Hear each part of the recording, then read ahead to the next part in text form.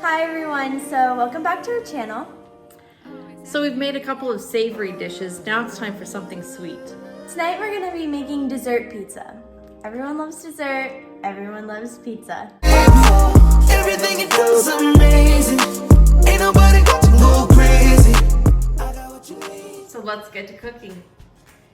So initially you're going to take your cookie dough, and I just have some Pillsbury cookie dough, and I'm going to squeeze that out onto my stone. And if I'm being honest, in the recipe it's a different type of stone that they're recommending you use. You can use anything. This is the bar pan, well loved and well used. And I'm going to use this to make our dessert pizza. So I've taken the dough out of the package and I've kind of formed it into this ball. I'm going to place it right here on my stone. I'm going to smush it down with my palm and kind of flatten it out as much as I can. And then I'm going to take my baker's roller. I'm going to take a little bit of flour and just kind of pat this across the cookie dough and across my roller. This keeps it from sticking and helps me flatten this dough out a little bit. And I'm just gonna roll this across and keep doing that until I get it into the shape and the thickness that I want my dough to be in. Just keep rolling it back and forth. If it starts to stick, if your roller starts to stick, you add some more flour, no big deal. Okay, so I've spread out the cookie dough throughout this stone using the baker's roller. You need to use a little bit of elbow grease. This is not effortless and it's not always cute. I had flour flying everywhere. I had dough sticking to my roller and would have to add more flour. If you know me, I'm not a graceful cook. I'm not really a graceful anything. I'm kind of like the Swedish chef. Durf, durf, durf, durf. All right, so now we're gonna put this in the oven at 350 for approximately 20 minutes. And while this is cooking, we're gonna get all of our toppings put together and ready to put on this. Put this in the oven, center rack, which is ideal for any stone so that it cooks evenly and it keeps the stone nice and safe and together. I have broken one stone. It's because I put something really cold on the stone, let it sit for too long, and put it in a hot oven, and it broke. It sounded like a bomb going off. So if you do the right things with your stone, it's gonna stay great, and I've had this for 20 years. All right, so we have all this produce, and you can take whatever kind of fruit you want. I have blueberries, raspberries, blackberries, strawberries, kiwi, some crazy thing I just picked up called golden berries. Don't even know what it is, tastes pretty good. I've munched on a couple, tasty. If you're like me, I want to provide the cleanest and healthiest produce I can. So the best way to do that, according to the University of Massachusetts, is to soak your produce in baking soda and water for 15 minutes. That clears off all pesticides, even better than just water, or even better than water and bleach. So I use my Pampered Chef stainless steel mixing bowls. I fill this with water, add some baking soda, throw my produce in there, let it sit for 15 minutes, cleans it up, and then I rinse it off in my stainless steel mesh colander set. This comes in a set of 3, just like these, nest inside of each other, and you can put all your produce in there, rinse it off, and you have perfectly clean, healthy produce to eat without any poisons. All right, now we're going to prepare our topping for our dessert pizza. So you take a block of softened cream cheese. I'm putting it in the smallest of the stainless steel mixing bowls, and I'm adding 1/3 cup of sugar. Just dump that right in there. Now I'm taking my mix and mash. Technically this is for mashed potatoes, but I use it for everything. Meatballs, this kind of stuff. Anything you need to mix together.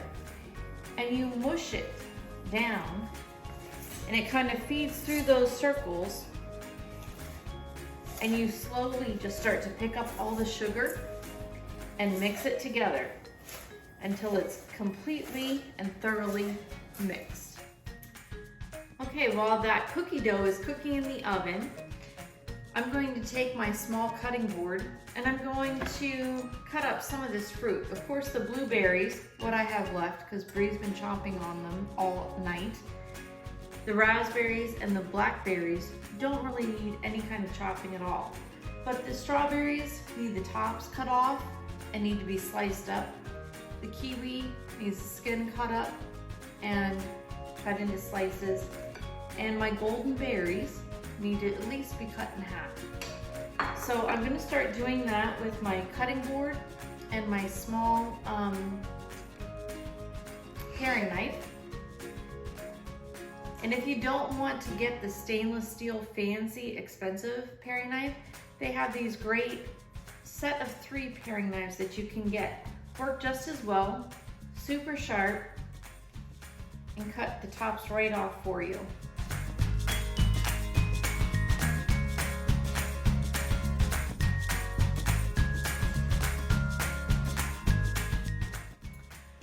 Okay, so I've brought this out of the oven. I've let it set for about 20 minutes to cool. And once it's cool enough where you can set your hand on it, then it's time to put the topping on. This is just cream cheese and sugar. Bree has already informed me she's licking the bowl, so that shows you how good it is. And I'm just gonna spread it on here, and I'm gonna coat the entire pan. So I used my spreader to spread this cream cheese frosting covering across the entire sheet. And then I used a scraper to get the very last bit of it. And this is what Bree will be using to lick the bowl. So I don't know if I mentioned, but when I brought this out of the oven, I put it on one of the cooling racks. This helps it cool a little bit faster because there's air going above and below. So if you put this right on the oven or on any kind of pad, it's going to take about twice as long. But if you put it on the heat or the cooling rack, super quick. Now that the frosting is on the top, you can load any kind of fruit you want. And like I said, we're sticking with the fruit, but you can add nuts, you can add chocolate, you can add caramel, anything you want on top of this and make it your dessert pizza. So it's perfect. I'm gonna take some strawberries. You can make this pretty. You can line the strawberries around the edges and then bring other fruits as you go inside. For 4th of July, you can make this like a flag and have the stars and stripes. There's so many options to do with this dessert pizza, and everybody's gonna love it.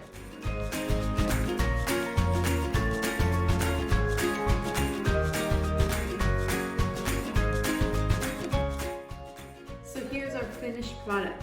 And I really didn't put any effort into the fruit or how it was displayed, and it still looks great. So what this says to you is that you can do whatever you want. Bree's allergic to raspberries, so I only have them on this half. So if you have someone who prefers or has a dislike for certain fruits, just put it on one side. You can layer it out. It doesn't matter. And it looks amazing. So now it's time for cutting and eating, which is my favorite part. So I'm gonna take my coated paring knife, and I'm just gonna cut through this. And it does take a little bit of effort. The cookie is hard. And you're gonna cut right through here.